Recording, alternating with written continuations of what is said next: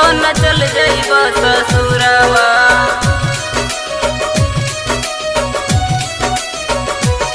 सोना चल जाइब ससुरवा। हमार कसम हमरा भुलाई दिहे रे, सोना चल जाइब ससुरवा। Angika recording studio Rupauli Purnia Bihar. सोना चल जाइब ससुरवा।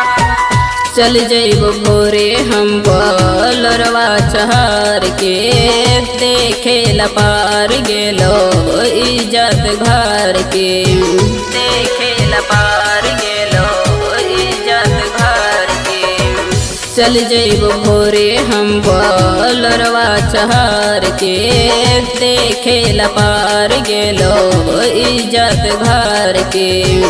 एक गो सरधा पुराई दिहो रे,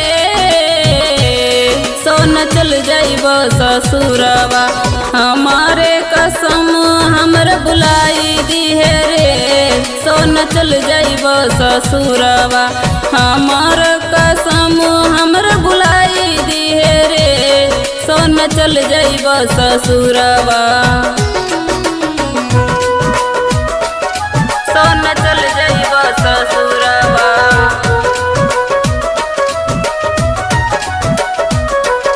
सोना चल जाइब ससुरवा। हमार कसम हमर बुलाई दिहे रे, रहे नहीं पैबो तोरा से दूर रे। बुझ सोना हम होई यौ मजबूर रे, यौ मजबूर रे, यौ मजबूर रे, यौ मजबूर रे। रह नहीं पैबो तोरा से दूर रे, बुझ सोना हम होई यौ मजबूर रे, यौ मजबूर रे। कब के चेहरा दिखाई दिहो रे, सोना चल जाइब ससुरवा। हमारे कसम हमर बुलाई दिहे रे, सोना चल जाइब ससुरवा। हमार कसम हमर बुलाई दिहे रे, सोना चल जाइब ससुरवा। सोना चल जाइब ससुरवा। Angika recording studio Rupauli Purnia Bihar. सोना चल जाइब ससुरवा। हमार कसम हमर बुलाई दिहे रे,